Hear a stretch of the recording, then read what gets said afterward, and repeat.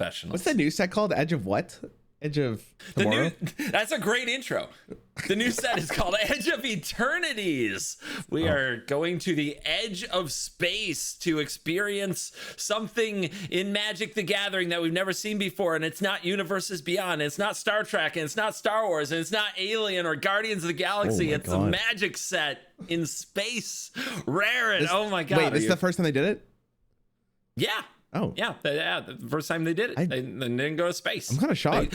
No, like you know what? I hate technically correct, but we'll do it. So they made a set called Unfinity, which is a set that is a joke set in space, and none of the cards are standard legal. And technically, you could say that took place in space.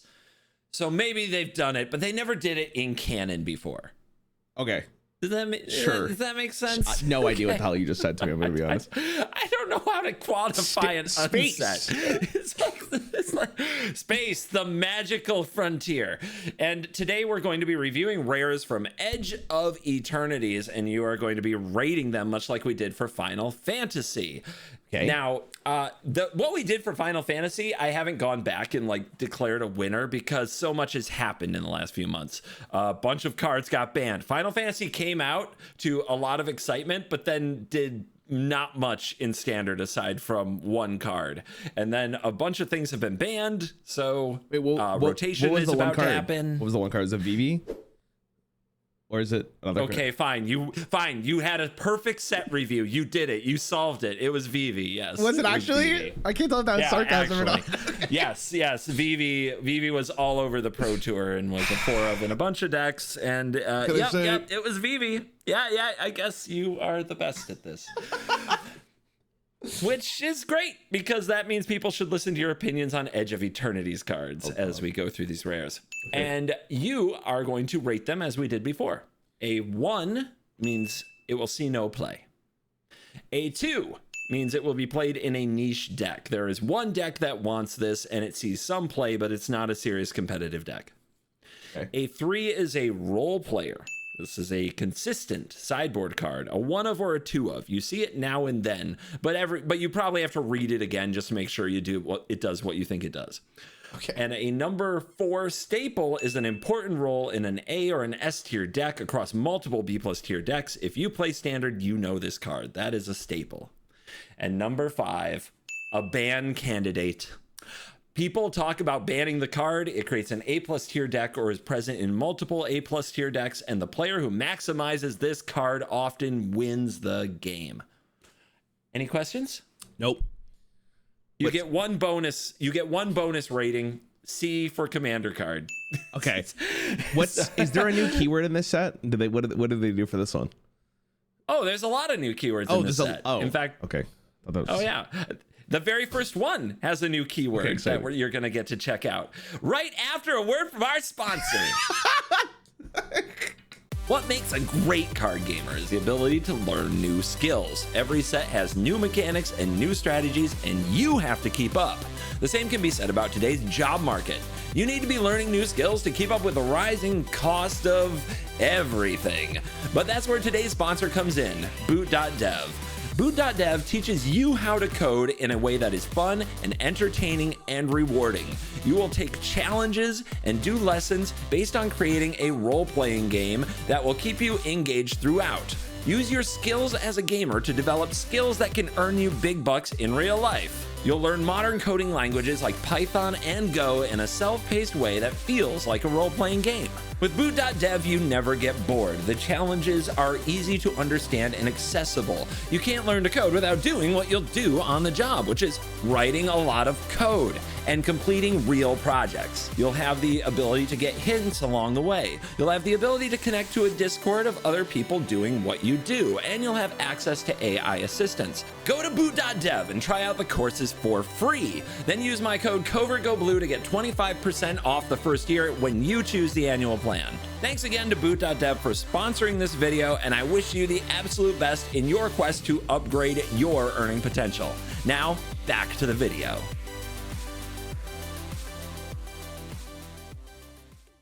Did Final Fantasy have a keyword? I literally can't remember. Did it? I don't think it did. Did it? Final Fantasy, I believe, had a whole bunch of different, like, kind of the italics text and the dash, and then it says what the card does. So I don't think those are keywords. Okay. Final Fantasy have keywords. Let us know in the comments. I don't remember right now either. Now that you've seen a Hearthstone set early, right, you can kind of see what Hearthstone does, right? They generally have like one specific keyword of the expansion.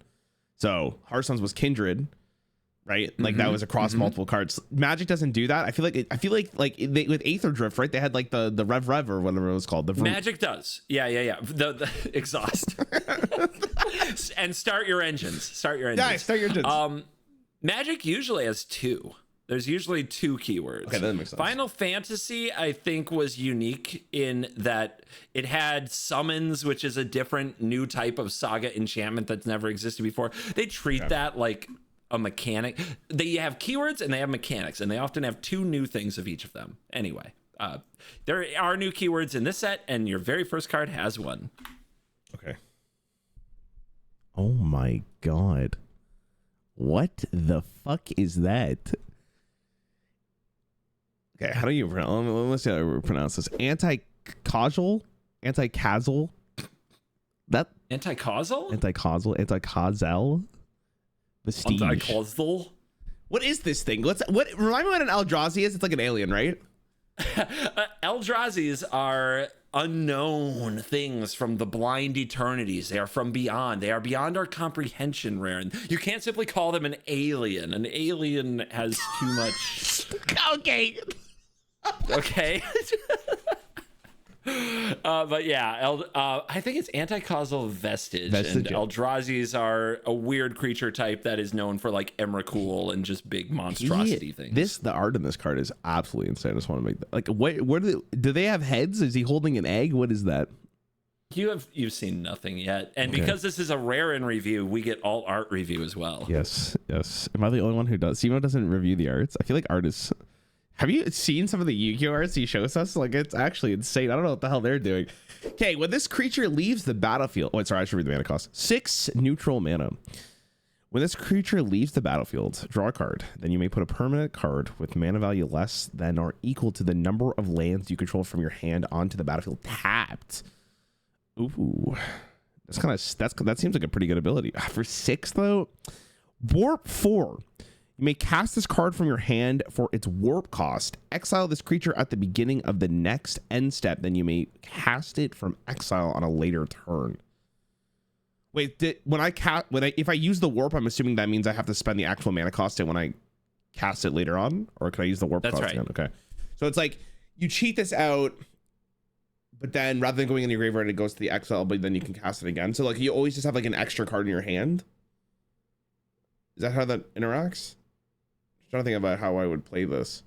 So in Hearthstone, if I played 4, when it dies, I can't resurrect it, but it's like an extra spot in my hand that I can just play for its actual mana cost. And it's later in the game. It's a 7/5. What do you mean like later in the game though? It's like the next turn. I guess if it's turn 4, you would pay 4. You would warp it out. Now it's on the battlefield, but it can't attack unless it has something that gives it haste. But then at the end step, it leaves the battlefield. It goes to exile. You would draw a card. You put a permanent card with mana value equal or less to the number of lands you control on the battlefield tapped. And then the vestige is hanging out in exile. And at some point in the future, you can pay 6 mana and just cast the thing, I guess. Okay, so I'm just... You're probably not paying 7 mana for this. Or 6 mana, sorry. 4 is interesting. When this creature leaves the battlefield, draw a card. So you get an additional... You're spending 4 mana... If it's 7/5 on board, I'm not sure how you interact with that unless you give it something. But then you draw a card, and then you can actually put something else on the board without paying its cost. But it has to be the number of lands. So that happens. That happens before you get to put the additional land down, right? Like it leaves the battlefield before your next end step. The additional land? I saw this creature beginning at the next end step. So you get so hold on, sorry. You get to go through you get to put an additional land down. You go through the battle phase, and then it exiles after. I'm sorry, I'm just reading the warp. I'm just making sure I understand this. Yeah, it doesn't attack unless you can give it haste. So it's just like I made a 7/5. I get the leaves the battlefield trigger, and then sorry, exiles. it doesn't leave the next. Okay, sorry, I was mistaken. This. So you would cast this, and then the next end step is on the same like turn. So then it leaves the next end step is the one that's coming right up. Sorry, it's been a hot minute since we've done Magic. Hold on, it's all good. So am I paying 4 mana to just draw an extra card and cheat out potentially, like, I don't know how many lands you could realistically have in this. 5, maybe 4. Like, on average, I'm going to assume you have the same amount as you paid for, so 4, maybe more. So 1 card in your deck that draws you a card, and you get to cheat another creature. That's a tough one, actually. It's neutral, so you could put it into any single deck. Yeah. I'm just trying to think, like, if I put this in green and I have like an absurd amount of lands and then I warp this, I could cheat out something pretty fast. If you had a good number of lands, probably like 6, 7 or more, then yeah, it's like it is like mana cheating when you play the big thing. Is that Disneyland though? That feels like Disneyland, right? Like, how often are you gonna get 7? It does feel a little. It does feel a little like, what are you doing with this? Okay, so I actually haven't. I gotta ask you some questions here because I it's been a while. So what is Standard looking like now that Monsters Rage is banned? Are we looking good? Can we live past turn 3? It's still pretty fast. I mean, it is definitely better in the fact that like you are probably interacting and having a back and forth game more often that lasts past turn 4. Okay. Dude, I still don't know if this is like, I don't know if you can spend turn 4 to warp a thing, draw a card, and put something out tapped. You know, it is very much taking the turn off. Because the fact that the permanent comes out tapped means it can't block. And if you're being assaulted, that you're going to take a lot of damage. Yeah, it'd have to be like, you'd have to be getting something that's worth more than 4 mana. So you'd have to have more lands than 4 or whatever you're playing this.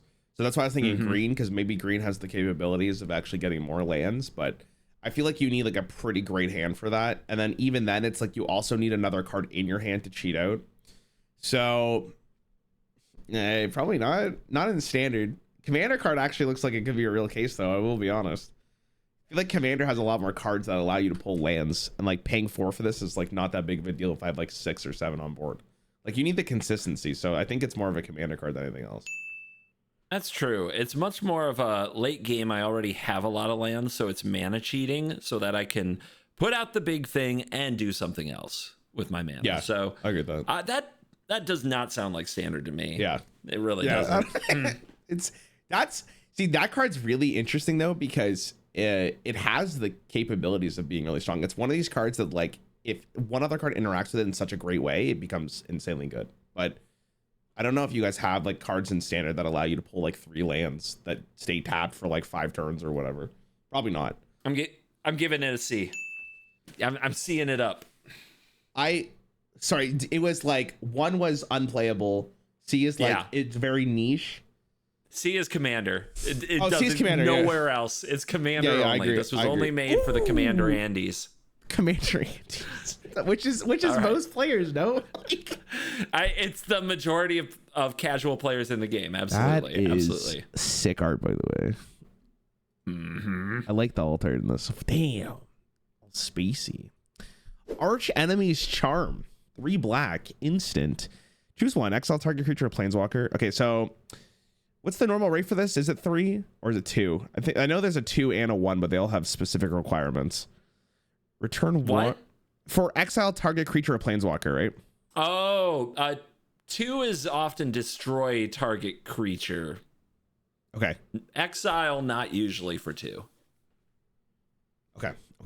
Return 1 or 2 target creature and or planeswalker cards from your graveyard to your hand. Put 2 +1/+1 counters on a target creature you control. It gains lifelink until the end of turn. Damn, that's a lot of versatility here. Hold on. That's actually not too bad. Instant. Return 1 or 2 target creature and or planeswalker cards from your graveyard to your hand. Why would I want to do that when I can just reanimate it? Isn't reanimating like 3 mana as well? The card Zombify is 4 mana. Zombify is 4. Okay.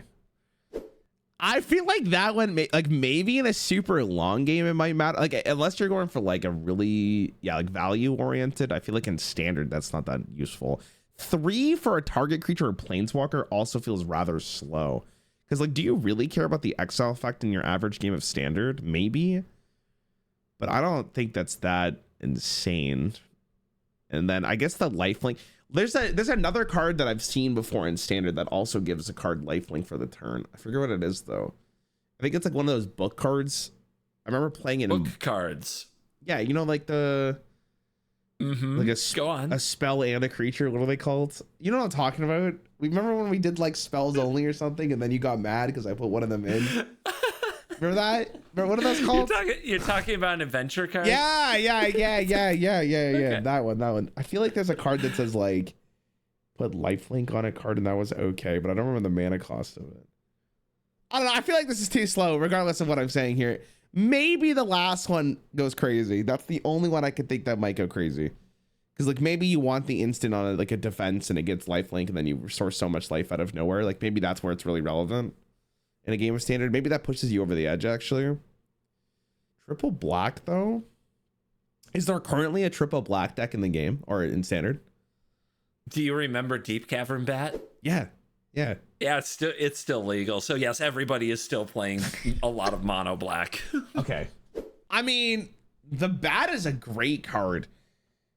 Do I think that's good enough to run this, though? I'm kind of over. I think that's like a 2. Like, maybe. It's definitely not unplayable. The fact that it's very versatile means it's fine, but I'm not like putting this in my deck like every time. Like I'd have to have a really good reason for it. I'd rather spend 3 mana for other stuff. I don't know. I'm curious to see what you would have to say about this, but I'm not like, the only one I think is really that good is the last bullet point. You're giving it a 2? I'll give it a 2. Oh, yeah. You can give us the art review now. I've got the other art there for you. I'll babble about Arch Enemy's Charm. This is part of a cycle. This cycle has Archdruid's Charm and Archmage's Charm, blue one that was printed just for Modern. What they have in common is they each have 3 modes, and they cost 3 mana of the specific pip. So the blue one is triple blue, the green one is triple green, and they're very good cards. They see a lot of play among a lot of formats. I think this one is very good. I think that the versatility of just full out exile target creature or planeswalker for 3 mana is where that rate needs to be. If they printed that same effect at 2, it would invalidate most of the removal choices made in the format. So it's a very good removal. It's instant speed, which is what you need it to be. And I like the return 2 creatures to hand, because there are a lot of decks that play Zombify because they play giant creatures they want to dump into their graveyard. You can just play Magic with an Arch Enemy's Charm deck. You can play turn 1 Cecil, they kill it. Turn 2 Deep Cavern Bat, they kill it. Turn 3 Arch Enemy's Charm, get them both back. And yeah, but then you're spending 3 mana to do nothing. It's a draw 2. It's a draw 2 that doesn't whiff by drawing 2 bricks. I don't know. I still feel like it's 2. I feel like that's too slow. I mean, for that specific bullet point, like this card's like, in Commander, like I agree with you with every point you just said, but I don't know, man. I have to remember what Standard's like. It's probably slower than it was, but am I really like that concerned about paying 3 mana to destroy a target creature or planeswalker when there's this like maybe more efficient? Like I'd rather destroy it than exile it probably majority of the time because you get a tempo advantage, which seems like it's pretty relevant. 7 years ago, this would be a staple, like an absolute staple, because just you didn't get this kind of versatility or open-endedness on a card. I think this is still a role player. I'm giving it a 3. I'm giving this card a 3 because I think every mono black deck will run 1 or 2. I don't think it's a 4 of just slam 4, but I think that they'll run it. I'll look forward to it. I think this card's getting pretty fun. Okay, I'll go with Commander. That's my take. I'm going with Commander and/or 2. 2 makes more sense. I would have to play Standard again. I don't know what it's like after the ban. You know what? When we play all instance, I can't run Arch Enemy's Charm because we don't have any creatures to get back. So I don't know how it's gonna fit into our little made up formats. But hey, let's do more warp cards. Okay, a Stelly Reclaimer. I'm gonna assume that's how that's pronounced. Damn. Every one of these arts looks like they could be like album covers. Except for the first one. Never mind. The first one's just ridiculous. 3 neutral, 2 white. Angel Warrior flying. When this creature enters, return target non-creature, non-land permanent card with mana value X or less from your graveyard to the battlefield, where X is the amount of mana spent to cast this creature, and then it's also warp. Oh, so the warp counts as like casting this creature. Wait, that's a sick card. No, that's amazing. 3. How so? Okay, so hold on. 3 mana to get warp. You can't attack with it, but you get to pull back. So you pay this for 3. You get a 3 cost from your graveyard that's added to the board immediately. And then later you can do it again for 5, and it's a 5/4 with flying. Well, let me really think this through here. Do I think that having a 3 cost that dies immediately, that pulls a card back onto the board immediately, is good? Well, not immediately, end step. In white, is there any white creatures that you would want to pull from your graveyard for 3 or less? Because that is relevant. There's plenty of cards that when they enter also like make a token or destroy an opposing thing, or there's a lot of permanents like this that do that job. Non-creature is interesting because now you're looking at artifacts and enchantments basically, but possibly planeswalkers, which there are a couple 3-mana planeswalkers around. I feel like if you go like Liliana, like the planeswalker, unfortunately rotating, but maybe something like her. I was thinking of the dream there. You play it, they kill it, you bring it back basically immediately. But okay, so in your end step though, you couldn't use the planeswalker, right? Or could you? That's true. But it doesn't say in the end step. It says when this enters. I'm just trying to think when when this enters, you can resummon. Okay. No, that's actually, that was the last card. Okay.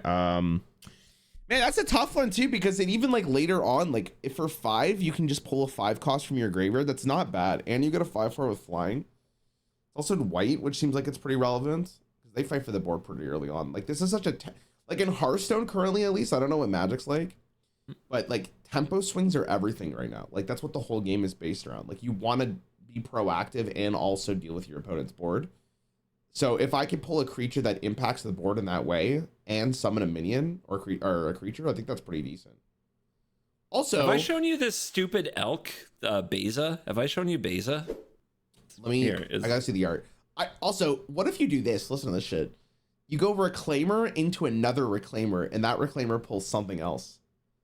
Oh, Reclaimer can't. Oh, it has to be non-creature. Actually, oh, you're so. It has to be non-creature. You're so right. I thought it was. I got off too. I just sent you a creature. Forget I sent you that. I thought it was cooking. Oh, I see what you're saying. We were. Oh, that would be so nasty with this card if you could. Oh, Beza, yeah, that would be stupid. Okay, yeah, I know what Beza. Okay. Yeah, non-creature actually is so relevant. It wasn't. Okay, so then you don't. Okay, so then you have to ask yourself in white decks. I guess maybe it's not necessarily only white, but white decks in general. Do you want to recast something from your graveyard that is a non-creature for 3 or less? Because at 5, it might be not worth it, but at 3 in standard, that could be extremely relevant for the game state. Is there any card that you can think of that can do that? Or that you would want to pull from your graveyard to use again? For white. Yeah, something that is like, 3 mana, enters, kills a thing, goes away, and then you get it back. Like that kind of thing? Something along those lines. Like it just has to, like, you have to think of like on turn 3, if I have this in my hand, would I want to use the ability to pull something back to do something immediately on the board? Like if that's the case, then I think it has a lot of potential. But I don't know the whole standard pool, because I think for 5 you don't really care too much, because maybe you can do something better than this, even though it's still a good effect. I think the warp cost is everything here. Warp's a cool mechanic. That's an extremely interesting thought. Because like it allows you to play games so differently depending on the context of the game, and I think that's what makes a really good keyword. So I'm a big. Would be great with Liliana. It would have been great with Liliana because Liliana affects the board by making the opponent lose their creature, and then they have to attack it to get rid of it. Like we need something of that power level, I think, for this card. Yeah, I mean, based on that, if you can't think of a card, because I don't know the whole pool, I would have to give this a 2. But at any point in time, they get a card that is really good with this. I think this card goes way up in power level because it's so good. Because like often, like if you can run in Hearthstone, there's always the conversation like if I can run 3 copies of a card, would I? And I probably would for some things. And this is almost the same way of looking at it. So I could see this being extremely good. Yeah, if it got back Beza, it would have been so good. Yeah, I don't see the card, but right now, like with rotation, a bunch of cards are leaving. A bunch of cards that were probably never played before might be playable now after the bans and the rotation.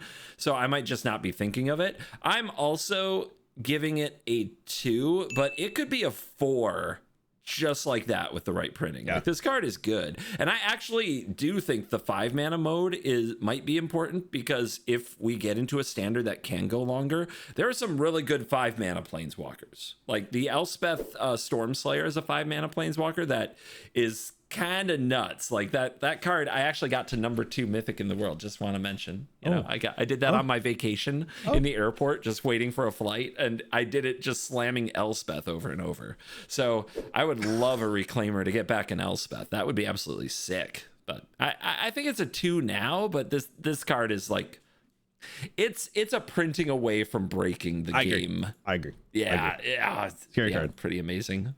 Cool card though. I really like the warp keyword. I think it's well designed. It's cool. It's interesting how it works. Also, the art is very nice in the alt art. The space theme's going crazy. You like the alt arts too? Yeah. They really went off. There's like a lot of space comic to it, which kind of surprised me. I didn't see it coming. Especially the last one. I get what you're saying. Yeah. It's like the cover of a comic. Yeah, I get what you're saying. It's really, really nice. Okay, bioengineered future. 1 neutral, 2 green. Enchantments. This enchantment enters, create a lander token. It's an artifact with 2 tap. Sacrifice this token, search your library for a basic land card, put it on the battlefield, tap, and shuffle. Each creature you control enters with an additional +1/+1 counter on it for each land that entered the battlefield under your control this turn. Each creature you control enters with an additional +1/+1 counter on it for each land that entered this battlefield under your turn. Okay, so you want to like play lands first, and then you give your creatures extra counters. The lander token's really intriguing here. So 3 mana to get a lander token, but then you have to spend an additional 2 to get another land on your board. That's a little slow, but then if I'm thinking about the final paragraph, it kind of synergizes with it, but that's really slow. Does green need this? Green seems to have more efficient ramp, but I think you have to play this if you actually want the +1/+1 counters for like synergy reasons. I'm thinking this commander. I'm gonna be honest. Yeah. I don't like this. This is way too. This is Disneyland. Like this is ridiculous. Like it's like later in the game, because you need to have this on board. So you're spending 3 mana to do this. You get the lander token. That means next turn, theoretically, you would go like play your land, tap, and then or tap your lander token so you get 2, and then whatever creature you play gets +2/+2. Like I think we could do better than that. Also, like why am I playing this when like the elves exist too? Like I'd rather just play an elf and cheat off something bigger. So you play the elf on turn 1, then you play this on turn 2, and then then your 2 mana creature is bigger. Your Deep Cavern Bat has 2 +1/+1 counters. Wait, maybe that is relevant though. Is that not insane?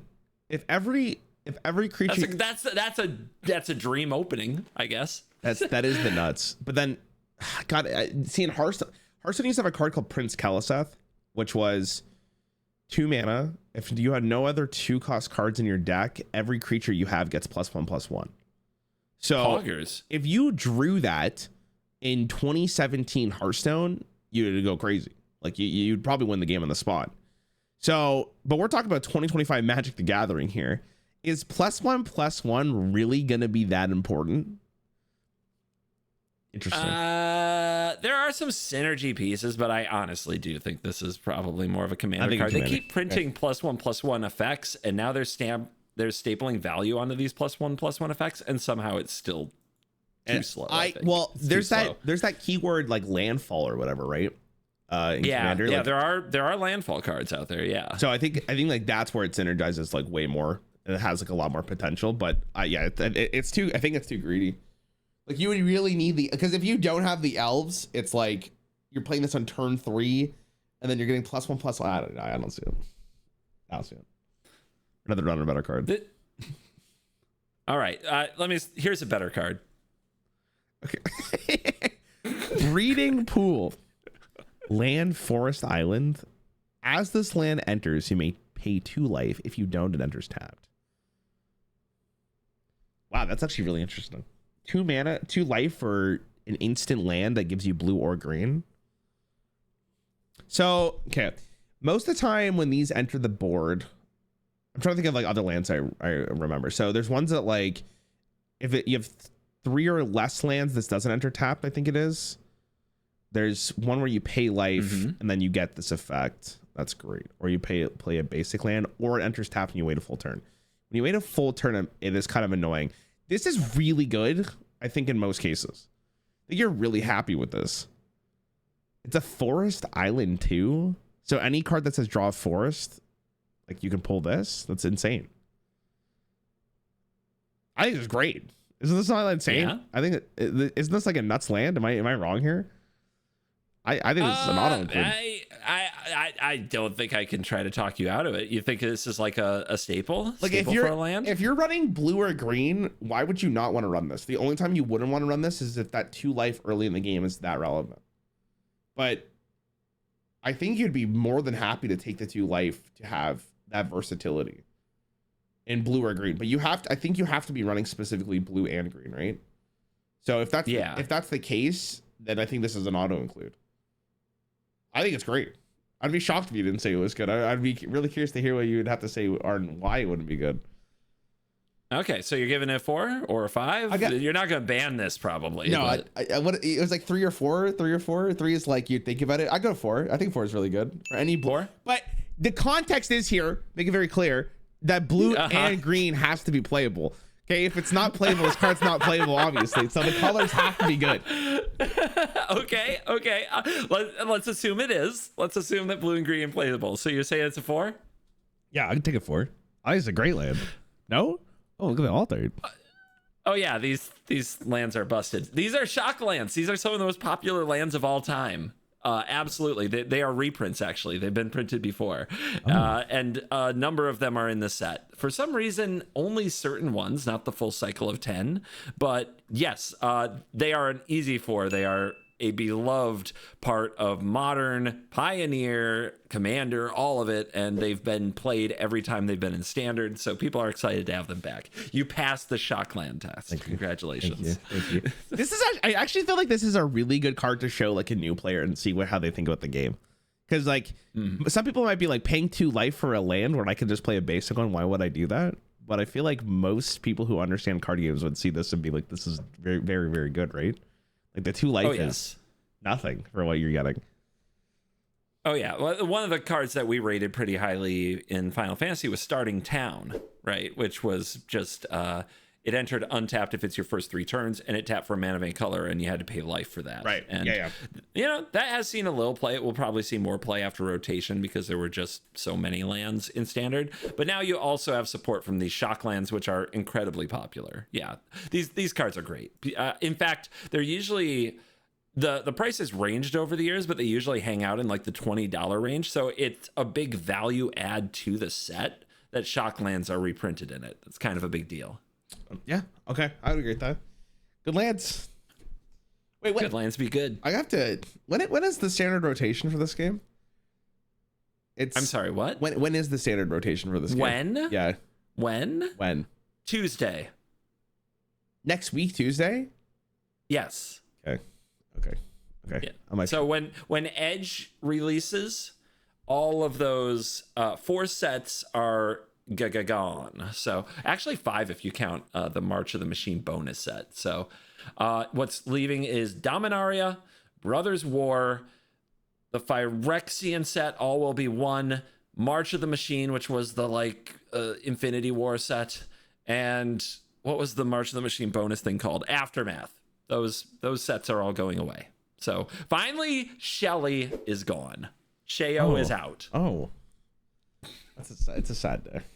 sad day. It's not. It's been fucking forever. It's so not. It's like, dear God, finally they're rotating something. That freaking Atraxa is gone. Italia is gone. Like some new cards might see play now. It's kind of a big deal. Okay, I mean, I'll probably end up trying it and seeing how good it is, because I remember I told we were gonna do like the Final Fantasy video. I still haven't opened those packs, so like I still have to open those packs up.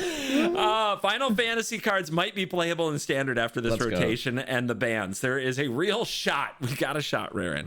Okay. Well, I'll probably try that. All right. Consult the star charts. 1 neutral, 1 blue. Kicker for 1 and 1 blue. Or sorry, 1 neutral, 1 blue. Look at the top X cards of your library, where X is the number of lands you control. Put 1 of those cards into your hand. If the spell was kicked, put 2 of those cards into your hand instead. Put the rest of on the bottom of your library in a random order. So 2 mana. Wait, that's kind of an interesting card here. This is a card that gets better as the game goes on. So remind me with kicker. Kicker, you have to pay the kicker cost on the same turn you play the card, or can I play it preemptively? As you cast the spell. As you cast the spell. If it's in your hand and you go to take it out of your hand and drag it and put it on the stack, it'll ask you, do you want to pay 1 and a blue for it, or do you want to pay 2 and 2 blue for it? Do you want to pay the kicker cost? Okay, so later in the game, if I had 5 lands, I get to look at 5 cards in my deck, and I get to pick one for 2 mana. What is the average draw cost for blue currently, CGB? In the best blue card that people thought might get banned, most played card at the Pro Tour, is 2 and a blue for look at your top 5, pick 2. So 1 less mana, you're contingent on how many lands you have, but you only get to pick 1. Earlier in the game, if you have 2, you get to see 2 cards, you pick 1 and put the other one in the bottom. Would you pay 2 mana to draw 1 card, CGB? I would pay 2 mana to draw the right card. Ooh, I like the way you said that. That sounds really bad, though. I'm gonna be honest. I mean, no, I look at it like if I have 7 mana and I draw Consult the Star Charts and my opponent has 5 creatures and I need to kill them or I'm going to lose the game, I have 2 options. I can play this for 2 mana and look at my top 7 cards, and if I find the 5 mana board clear, I can take it and play it. Like, that's good. Like, there's a good chance you'll hit in that scenario. Yeah. And if you aren't facing those threats, you can play for the kicker cost and look at your top 7 and pick 2. And now you're ready for future turns. It's actually, I mean, it's a pretty versatile card for sure. And like I said, it gets better with the later the game goes on. The way you said that, like, where it costs 2 and you get to look at 5 and only pick 1, but you just care about consistency, right? Like, as long as you find the card you need, it does exactly what it's doing. It's probably pretty decent. Hearthstone, I'd play that. If I looked at how many mana crystals I had, rather than instead 2 mana to look at the like 5 cards in your deck, I think every deck would play that. That's insane. We loved the dredge mechanic, and we only got to look at the bottom 3 cards of our deck. Imagine I got to see the top 5. What the fuck? Hey, that's nuts. Hey. That is so good. I mean, that's the way you said. That's great. The question ends up being is like, is there a blue deck that needs this? I mean, every blue deck seems like they want to draw cards anyways, and that seems fine. Yeah, I mean, I think a control deck, this is easy, but this isn't a bad aggro card. 2 mana, look at like your top 5 or 6 cards and find the burn spell or the haste creature that ends the game. Could be nutty. Pretty good. Could be nutty. Kind of nuts. Could be nutty. Yeah. Could be nutty. Find your VV. I'm cast seeing your it live. VV. Play your VV. Kick it with your VV. Like it's kind of good with VV. It's all spells are good with VV. I could see it. I kind of like it. I'll give it like a 3. I think that's actually pretty good. You consider this for sure. Role player. Yeah.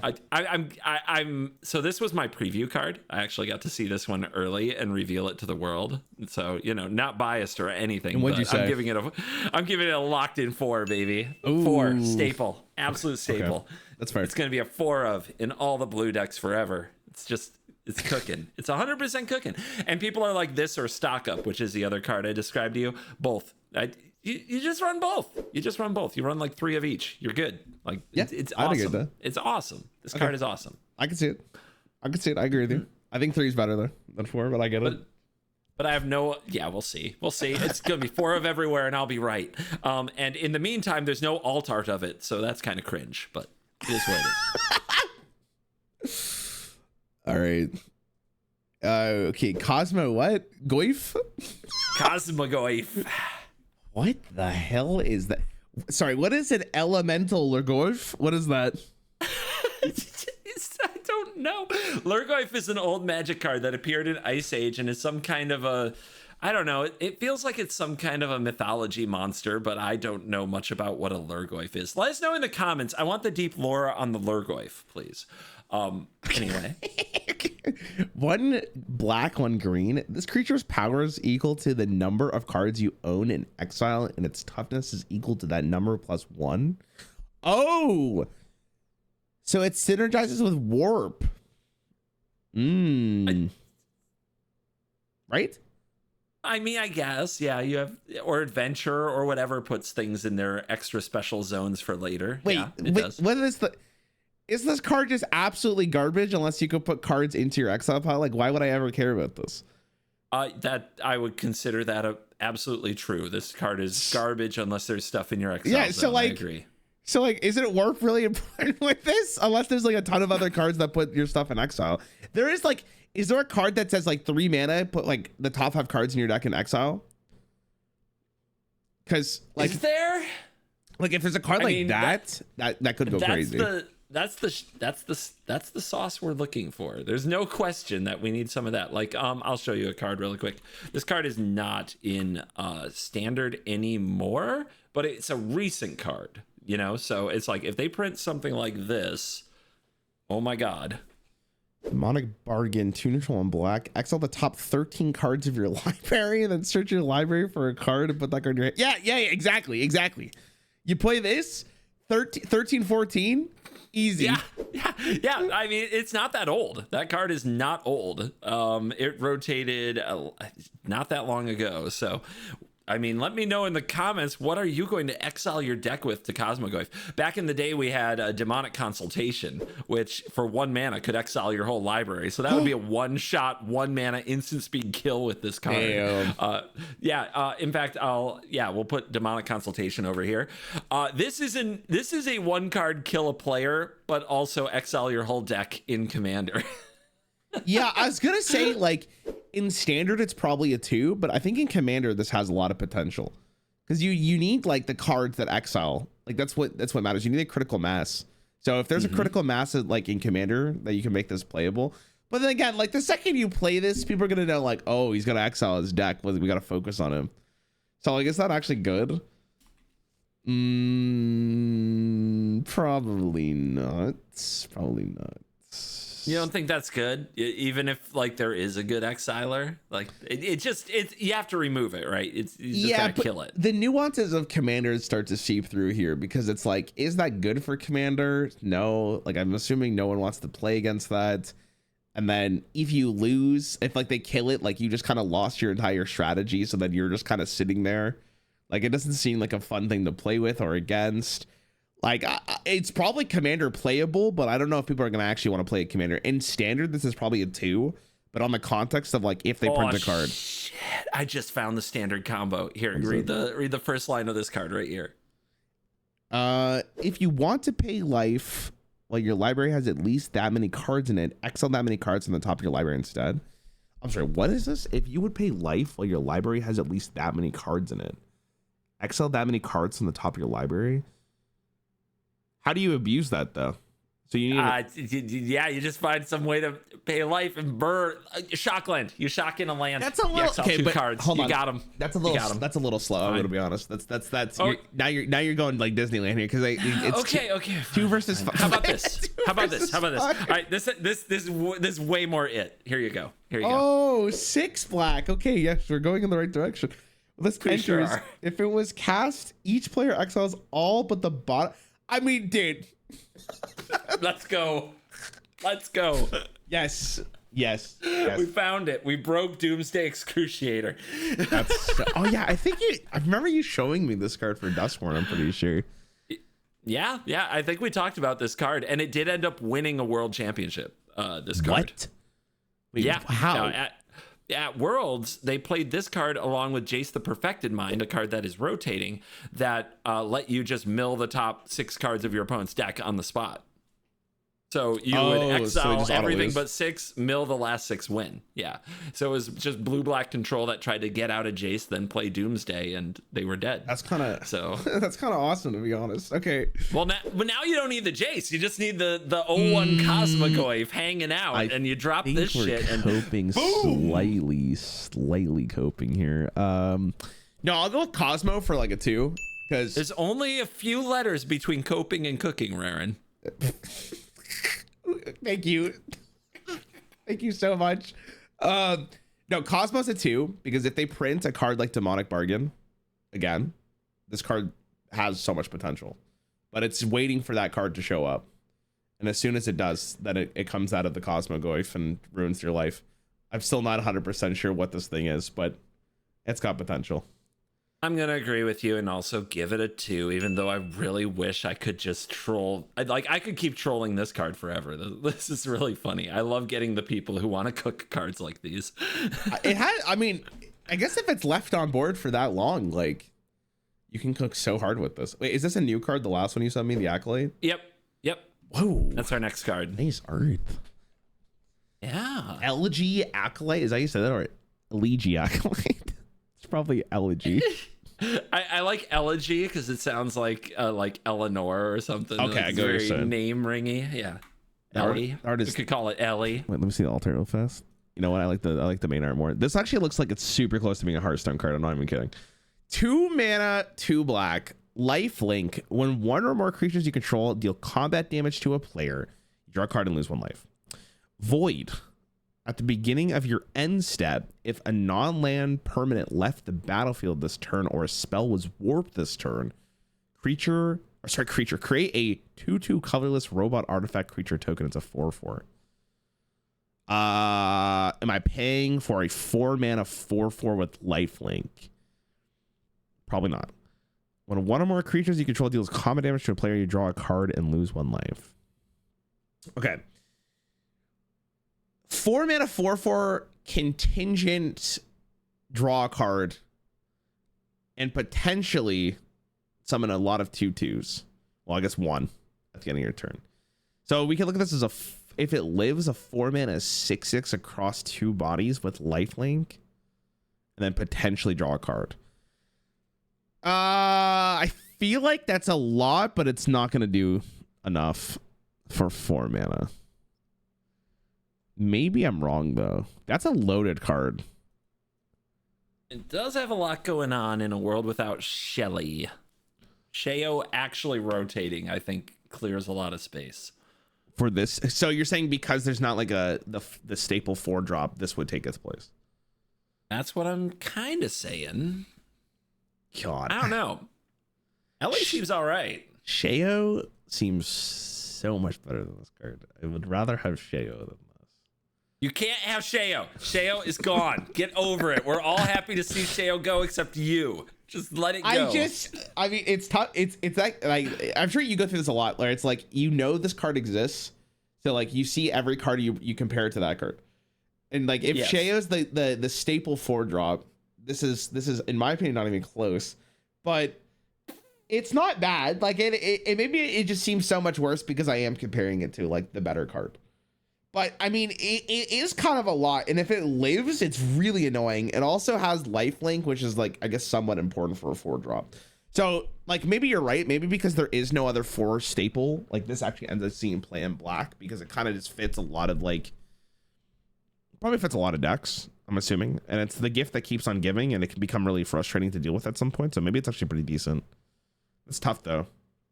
Maybe a 2. It's not legendary. You can have multiples. And against like a red deck, this stabilizes the battlefield really well to like the 4 life swing.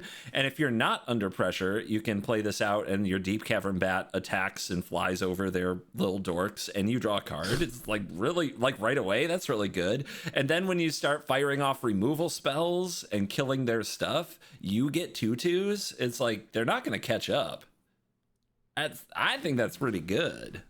I think that's pretty good. It reminds me a lot of an old card called Kalidas, Trader of Get, but it also, then that card was amazing in its day, where basically it was a 3/4 lifelink for 4, and if the opponent's stuff died, you made a 2/2 zombie each time.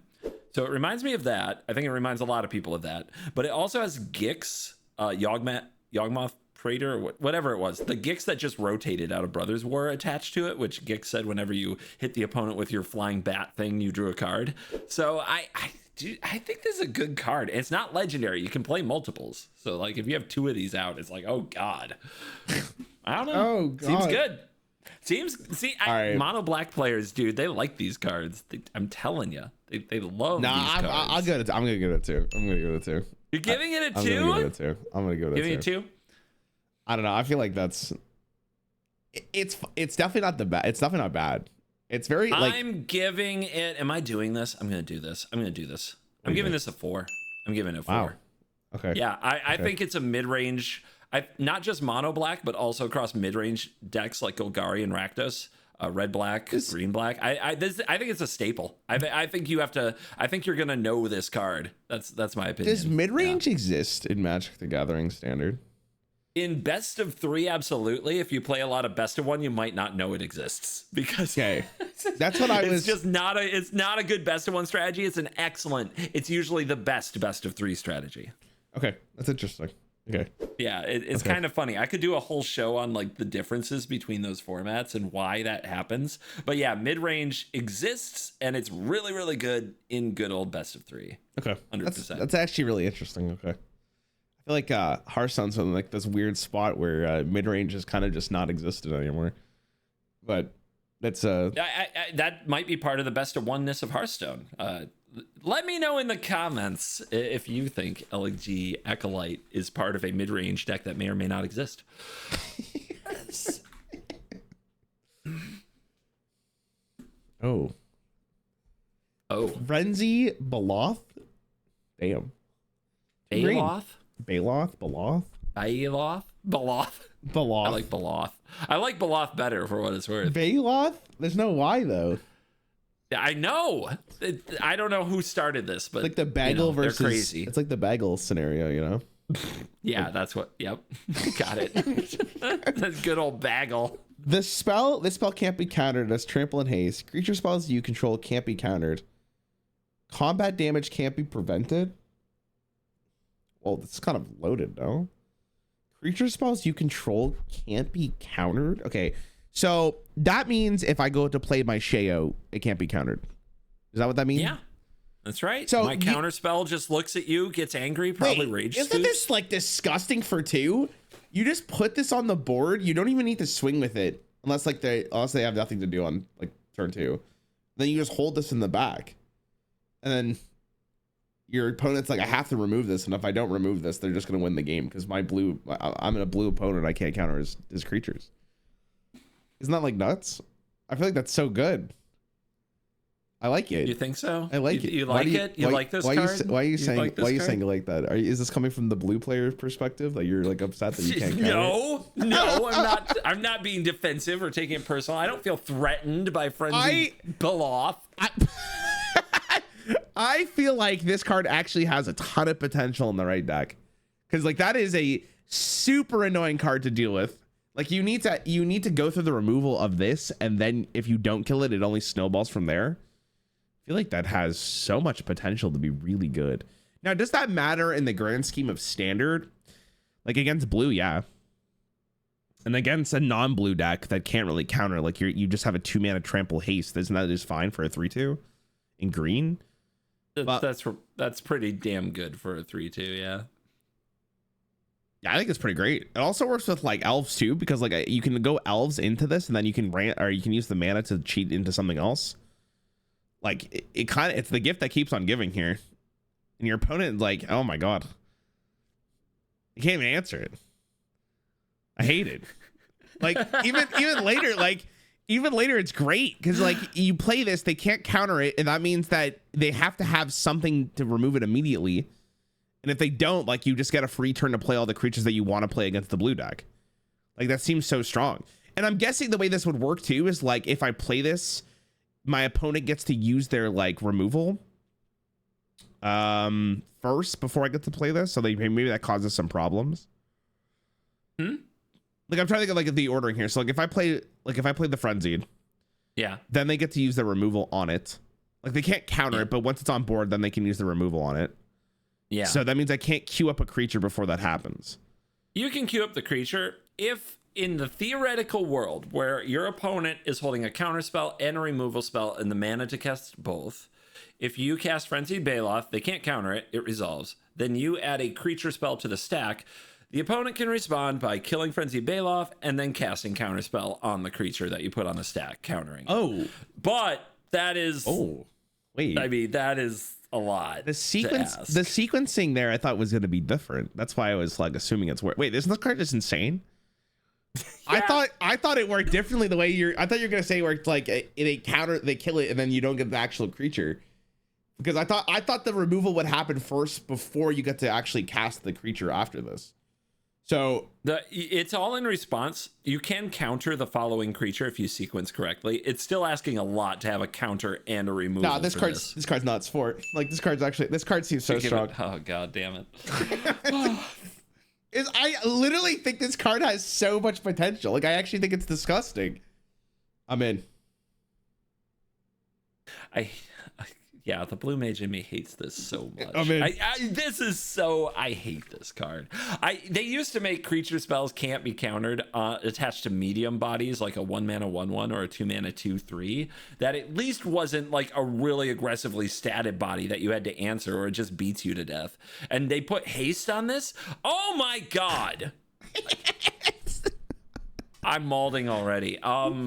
So yeah, all my counter spells are trash, and my wrath effects aren't very good because they just follow up with a haste creature. That's awesome. We love that. And this card is really good, and I can't give it a 4 because I hate it. So I'm gonna give it a 2 because mono green sucks, and nobody's gonna, and that's why it's gonna be in a niche deck only. And I'm probably very wrong. I'm probably just voting with spite and anger because I think you're right. Okay. But mono green, it is true that mono green has struggled, and hopefully with Monstrous Rage out of the format specifically, and this town ain't big enough, like those two cards really held mono green in check. Mono green was kind of trash. So we'll see if Frenzied Baloth, as well as those cards being banned, can actually save mono green or not. All right. Let's see. Are you much of a mono green gamer? No, Druid? But I think the card's nasty. Druid main. That card just seems so nasty.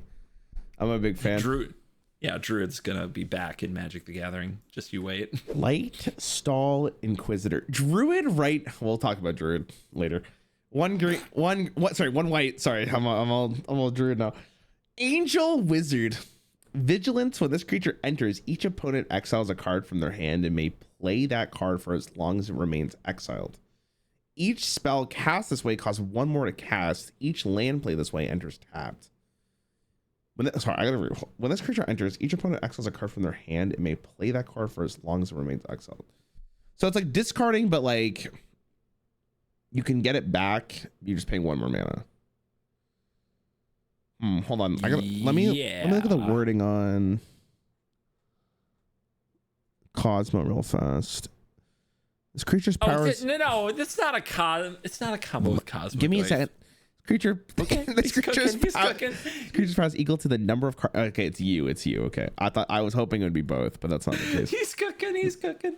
How good is it? Okay, 1 mana 2/1 with Vigilance. That's a pretty aggressive card. Not a bad rate. In Hearthstone, would that go crazy? Pick 1 card in your opponent's hand, increase the cost by 1, and yours as well. In certain situations, that's whatever, but it's kind of, since it's symmetrical, it's kind of whatever. So you're basically hoping that a 1 mana 2/1 with Vigilance is insane.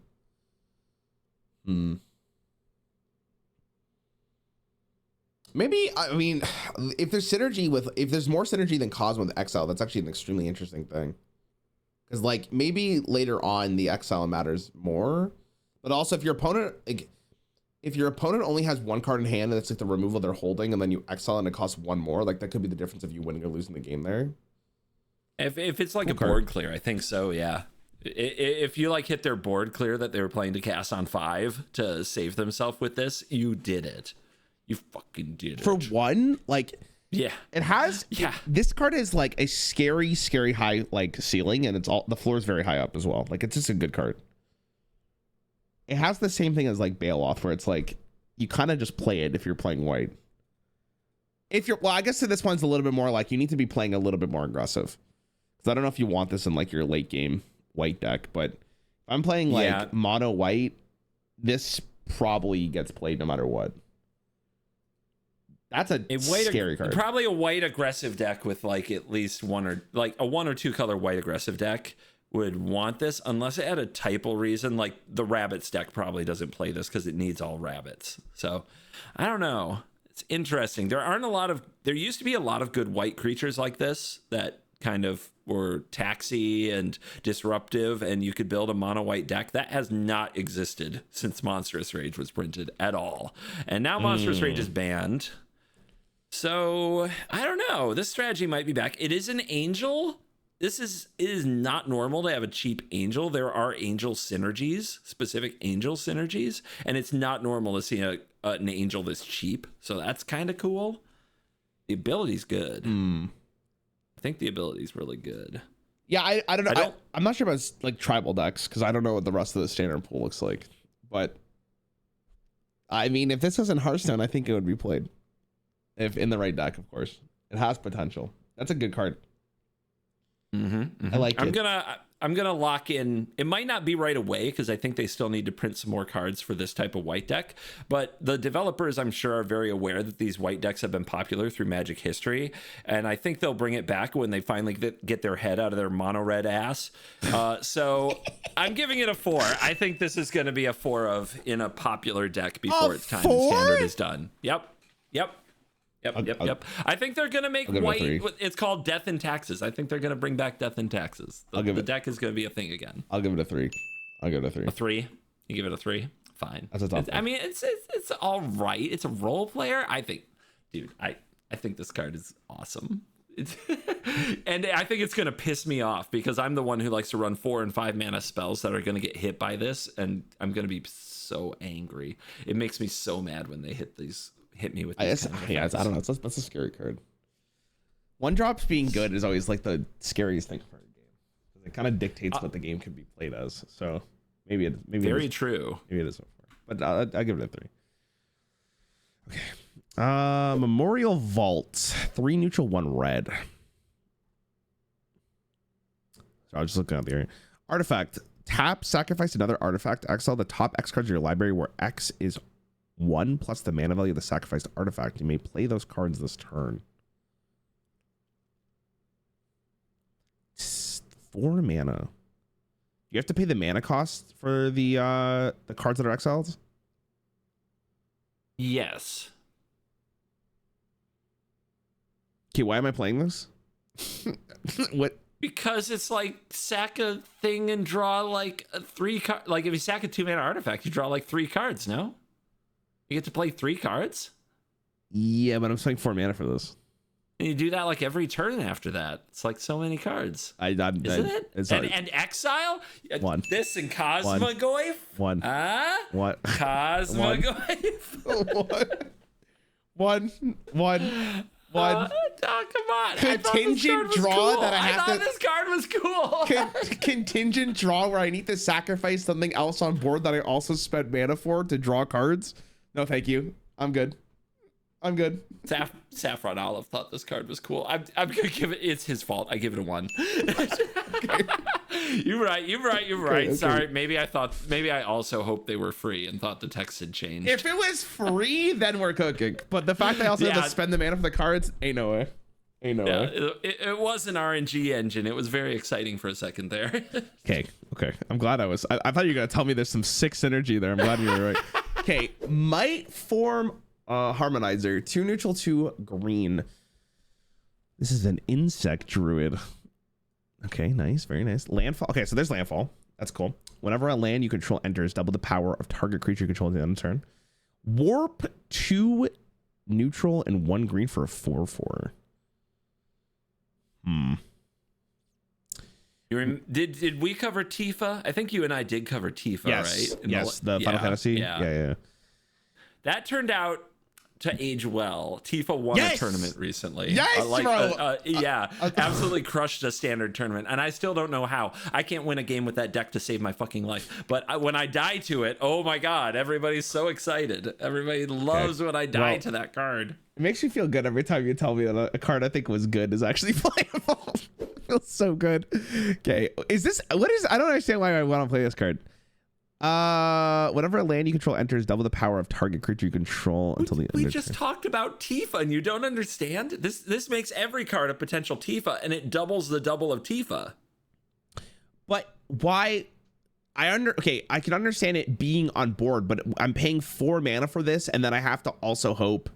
So I pay 4 mana, then I play a land, and then I have to have another creature on board that ends up like doubling its power, which is not bad. But that's, I guess if you got elves, that's pretty good because then it comes down a lot sooner. Then you can also warp it. But I almost think like the warp cost is so like meh there because I'd rather just pay 1 more mana to have it on board guaranteed. But I guess you go warp into this. Maybe that's the cook.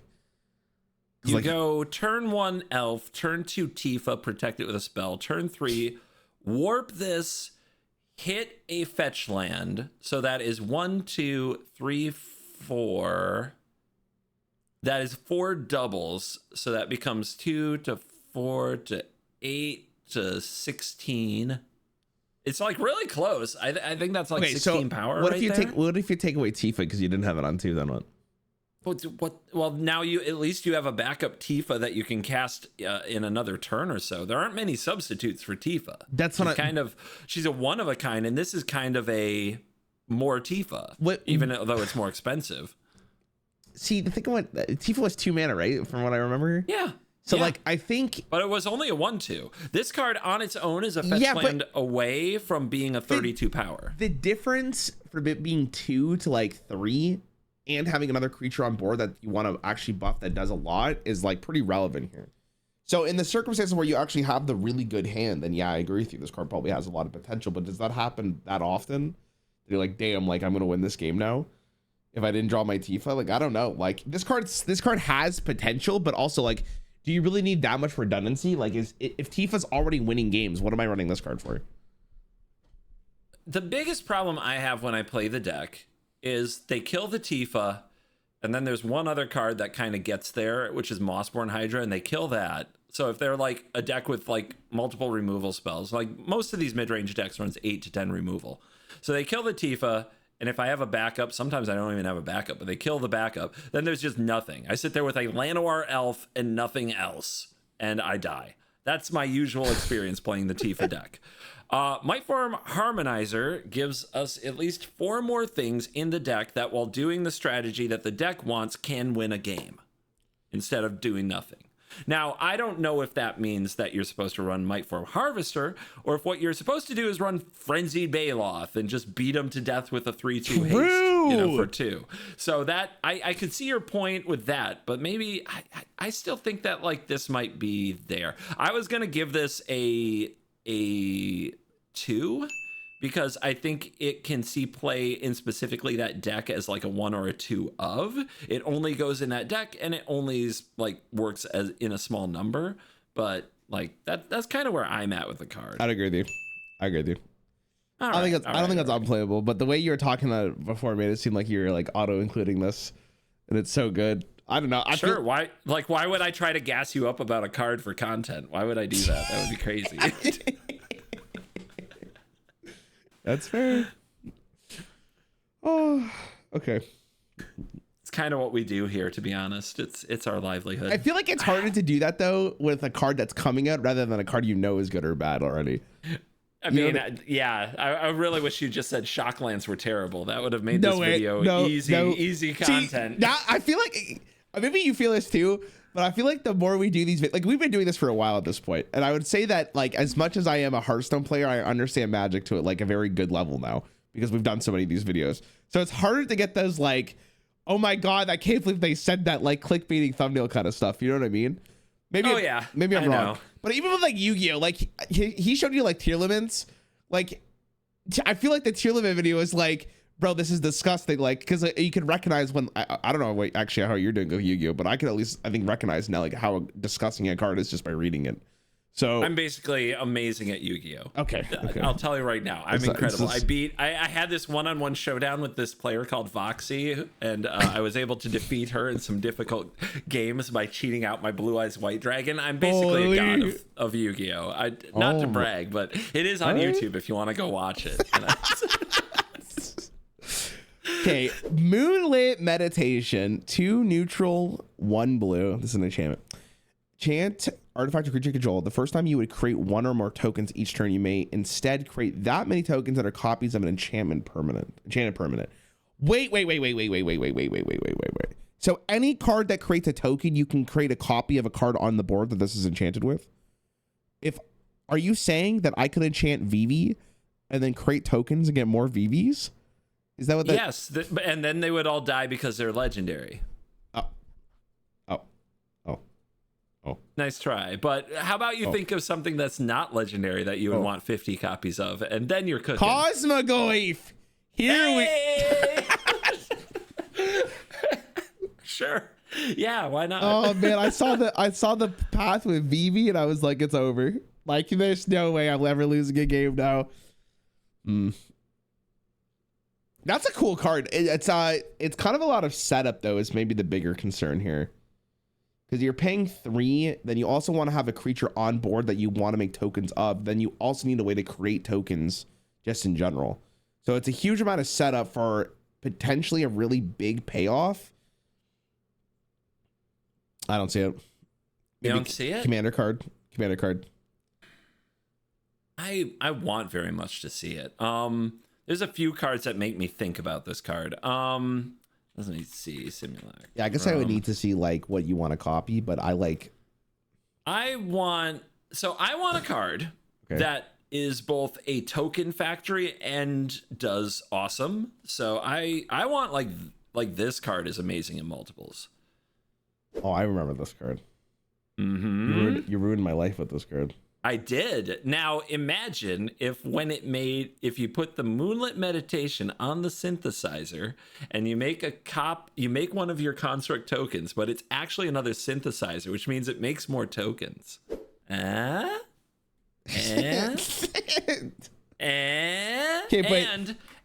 hold on. Waiting. I'm not done. I'm cooking. I'm cooking. So we play. Do you remember United Battlefront? Do you remember this card? This is one of the cards I think I got correct in your Do You Know Magic video. Yes. So we look at our top 7, right? This is a non-creature and a non-land permanent, mana value 3, right? So we get a synthesizer and we get the Moonlit Meditation with the Battlefront on the synthesizer.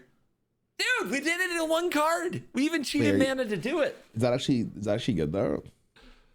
Is this redundancy, by the way? Because like would the synthesizer just creating tokens over and over again? Like, does it just make like a huge board in 1 turn? Or I'm guessing that's not how it works, because it would probably proc the effect and then make another one. The first time you played an artifact 3 or greater with the synthesizer enchanted by Moonlit Meditation on the field, the first thing, the token, would make another synthesizer. But that is another artifact 3 or greater. So each one after that would trigger all of the other synthesizers to make constructs.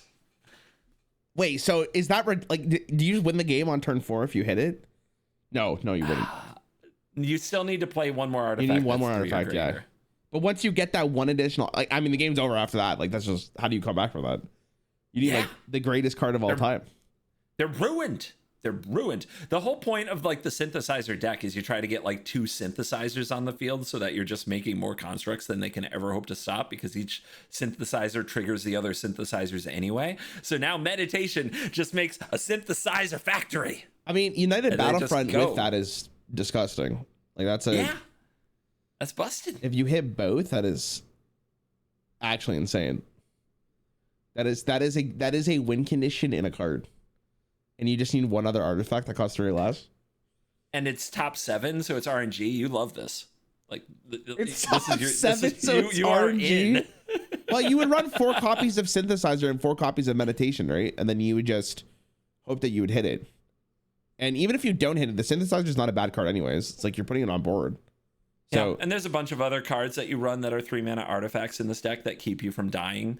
So picture Meditation on a removal spell like Perilous Snare. This is an artifact that when it enters, exiles any other permanent.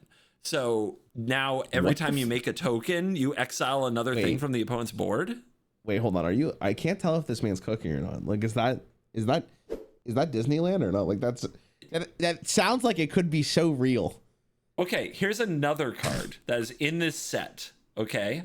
And this is an artifact. You could enchant this with Moonlit Meditation. This was next on our review list anyway. Okay.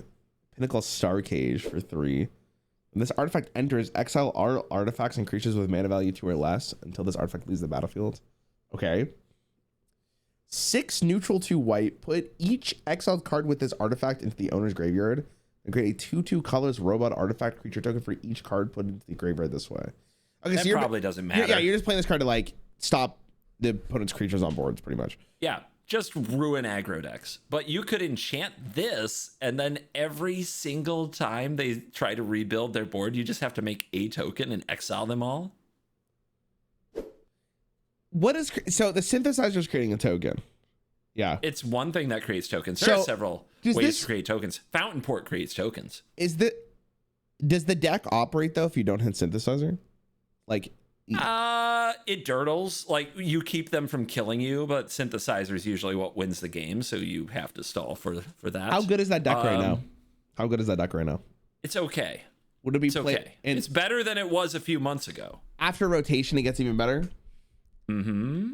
I mean, maybe. Like, you're making a very compelling case here. I'm gonna be honest. Very compelling. 3. I'm thinking 3. That sounds like you could do it. I don't know. You'd have to probably have some fine tuning, but like that Synthesizer into Meditation just sounds like the game would be over if they can't answer it. So like you're putting your opponent like, hey, like, can you answer this artifact right now, or is the game just over? Yeah. The card is kind of nonsense, right? Right? It might create non-games. I can see what you're saying. Like it could be very, very annoying. And then if it ends up being that good, the format's probably cooked, because that sounds so miserable unless there's like a lot of ways to deal with the card immediately, which I'm sure there are. Probably gets answered very quickly if it ends up being too good. But it seems like a pretty prominent win condition, and like potential prominent win condition. So I'll give it a 3. I could see it. I don't know about a 4. I'm giving it a 1. No play. Okay. Gasses me up. Just the absolutely just not even follow through. I see. I see. Hey, or I've set you up for a big dunk on me later in your career. I am giving a 4. I'm giving a 4 to Pinnacle Star Cage. I think that temporary lockdown, the format would have fallen apart. Like, it already got busted. The format got destroyed without temporary lockdown. Temporary lockdown is the same in a lot of ways as Pinnacle Star Cage, except it's do they ban an enchantment, not an artifact. Temporary lockdown is rotating. It's going away. It was part of Dominaria United. Okay. So they basically printed another version of it that's an artifact, which I think makes it better because of cards like Simulacrum Synthesizer. So I think Star Cage is a 4. I think that card is a staple. That card is very good, especially if the other card's leaving. I would agree with that. Yeah. I would agree with that. Okay. Like, the things I have to do for thumbnails. Interesting. Okay. Why? How does the average player feel about Meditation? We'll see. Oh, okay. I think the dreamers love it. It definitely has a ceiling, like a high ceiling here. Like that's a crazy line that you just gave. Okay. Pain for all. 2 neutral, 1 red. Enchantment, enchant creature you control. When this aura enters, enchanted creature deals damage equal to its power to any other target. When enchanted creature is dealt damage, it deals that much damage to each opponent. Wait, that's another really terrifying card, to be honest with you. Imagine this on your Tifa. Doesn't even have to hit face. You can just kill them. Imagine this on your attacking Jumbo Cactar. Yo! Simo's going crazy when he saw this. Holy. Wait, that's not, how much is the cactar?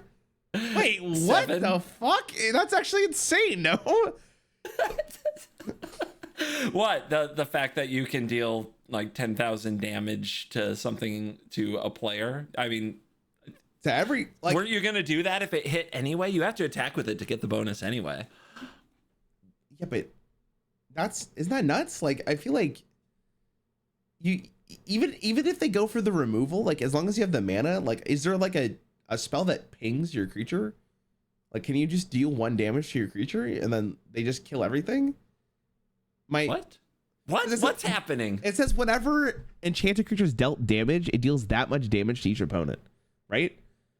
So Yes. the cactar has like 15 million health or of damage, right? Yeah, Whatever it is. Yes. So yes. you go cactar pain for all. Then is there a spell in this game that deals 1 damage to that minion?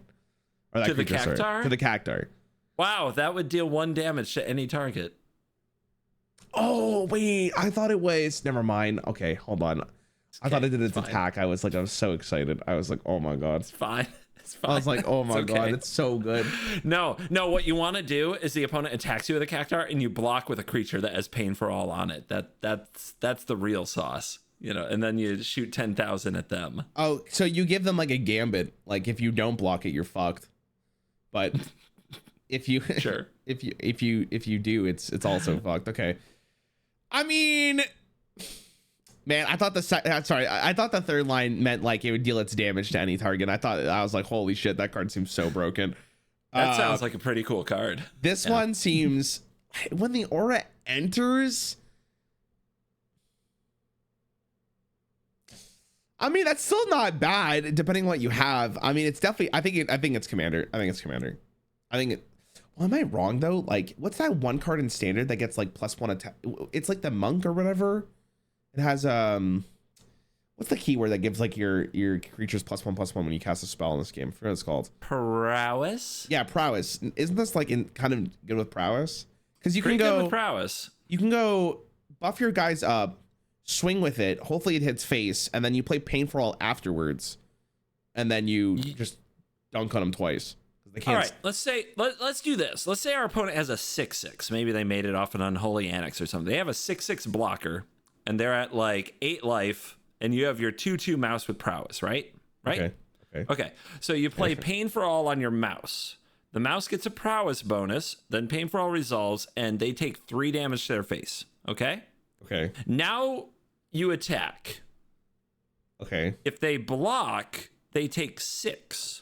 If they don't block, they take 3 more. But if you have 1 more spell, they're like dead. Like, that's pretty good. Yeah, that's. What if they don't have a 6/6 blocker though? Well, then they're kind of dead already. They're just taking damage from your aggro deck, and this is a burn spell. Like, this goes face. See, that's what I'm trying to picture this as. Is like a burn spell. Like, that's what I'm thinking. Like, 3 mana for potentially a lot of damage. It's also just really versatile. Like, I'm thinking like, you're thinking about the blocking pattern. I'm thinking like you buff this up insanely hard, and then you just use the enchantment afterwards. Like, you attach the enchantment. I think that's what I'm thinking. Buff this up insanely hard. No, Yes. like Give you hit it Pain with like for All. 5 damage because they're like, okay, I'm only taking 5, and then you drop the Pain for All after. Then all of a sudden they're just taking an extra 5 for like out of nowhere. And This then, card would be freaking insane with Heartfire Hero, and that card is banned now. Thank God. Oh my goodness. what was Heartfire here? I don't remember what that is. Was that the mouse? That's the 1/1 mouse. Yeah, that gets like counters and then does damage to your face when it dies. Oh, man, Standard's probably pretty fun though. It might be. Now there's this Pain for All card that they just put on the mice and they just kill you. I don't know. This card is scary. I don't think it's like a 4, but maybe I'm wrong about that. Usually an effect like this doesn't come with a burn spell baked in. The damage to any target. That's pretty nutty. Like, any decent 2-drop is letting you deal at least 3 damage to any target when you play this. So can I ask you, how does this interact though? So like, if I play the enchantment, my opponent gets the respawn, right? So you play the enchantment, but then the enchantment's on board even if they kill my creature. And the second I have another creature, I just attach it immediately. No. If you cast Pain for All, it's an enchantment aura, so it has to have a target. And if the target is removed before the enchantment resolves, the spell fizzles and the enchantment goes to the graveyard. Okay, so I think that's significantly worse than what I thought it was going to be, because I thought maybe you would stick on board until you had a creature. I actually think this is significantly worse if that's the case. Because then it's much worse against removal. If this is playable against red, you're just like, okay, I just have to hold the removal until they play it, and then I just kill their thing, and then they wasted 3 mana. So it's like, I think that's significantly worse. I think it's a 2. Like 2 seems fine. Thank God I asked that question, because I think that's actually such a big deal. I hate red cards, so I'm fine with a 2. That's cool. That is fine with me. That's a cool card. It's interesting though how much like you could think around that card. It's a win condition in itself if you really want to take the time. Space-time anomaly. 2 neutral, 1 white, 1 blue. Target player mills cards equal to your life total. What the fuck? That is insanely interesting. Booyah! Wait, so in Commander, if I haven't taken damage, you can just mill 40 cards? Oh my god. Oh my god. Yeah. Your opponent's crying their eyes out. Oh my god, that is so unfun. Oh my god. In Standard, if I haven't taken damage, that's 20, which is not that exciting. 20 cards is a third of a deck. Like that's a lot. But you're paying 4 and you're also spending your whole turn to do that. That sounds like really Disneyland. In Commander, I think it's a lot better. Like there has to be for you to run this in Standard, you're not just doing this to like mill your opponent. You'd have to have a synergy immediately with this card. Like you need to play this with something else. So if you don't have that, I feel like this card's kind of meh. Okay, but in Commander, okay. Do you know Rest in Peace? If I say that card, do you know it? I need to see the art. I'm an art person. All right. You're an arty like, dude. In Hearthstone, right. I'm sure you are the exact same way now. But if I saw, okay, no, I don't know what this card is. When Rest in Peace enters, exile all graveyards. If a card or token would be put into a graveyard from anywhere, exile instead. What? So you exile like everything in their graveyard, even after the mill or before it, I guess. Is that Raren. Good though? What? Raren. Wait, Raren. CovertGoBlue? Yes, Raren. Yes, we did it. 20 points, 20 power, CovertGoBlue. It's over. We did it. You're GG. Okay. They're done. They're cooked. GG. They're done. They play their one removal card, and now CovertGoBlue is gone, and we lost. I mean, I know what I'm doing in early access. It's Space-Time Anomaly, Rest in Peace, CovertGoBlue. Easy. That's actually hilarious. Easy. If I get somebody once, they'll never recover. Their career will be over. That's all you need. They're all for the streamers. YouTube Their career will be over. True. Gonna send him to therapy. No, I actually can't. But like, actually, Space-Time Anomaly in Commander I think goes crazy. But I don't know about Standard. I don't think it's good in Standard. But in Commander I like it a lot. In Standard, if you keep your life up and cast this twice, you win the game. Yeah, but you're not gonna like. That's the Do you remember the quest from Warrior? And no, I have no idea what you're talking about. I've forgotten I blacked out completely. In fact, I wasn't even here. I was on vacation. Okay. I don't know anything about what happened in those videos. Okay. Okay. Basically what I'm saying is if you could do that in Standard, you probably already won the game. So I think that's not very relevant, unfortunately. I think most of the time you're not going to be able to do this for 20. I also think paying 4 mana for this in Standard is like suicide. So I'm gonna imagine that this card is a 1 in Standard, maybe a 2, maybe, because it could synergize with something later on. But I think Commander is way better. I think it's gets a big C from me. Absolute C. I think it'll be funny trying to beat people with the Space-Time Anomaly in Standard, but it's definitely just a content piece of nonsense in Standard. But it is a hell of a card. It is a very cool card. I agree. In Commander, it's 100% just gas in a number of decks that want a graveyard. It's absolutely cool. I think that's gonna bring us to the end of our time on the Edge of Eternities. Raren, do you have a favorite card from Edge of Eternities? Hold on. Probably, I mean, at this point, probably CovertGoBlue for how much we mean with it. Cool card. Honestly, the amount of just popping off meme with CovertGoBlue does put it ahead. Like, it's funny though, because I can't wait for like two years down the road when they print so many good cards with it, and you're like, dude, this card's so broken they need to nerf it. Yeah, and then we do a video, you know, not with you, because obviously we know our games too well now, but maybe your children's children can be like, CovertGoBlue, is this good? In the line at Disneyland for Fast Pass, it'll be so much fun.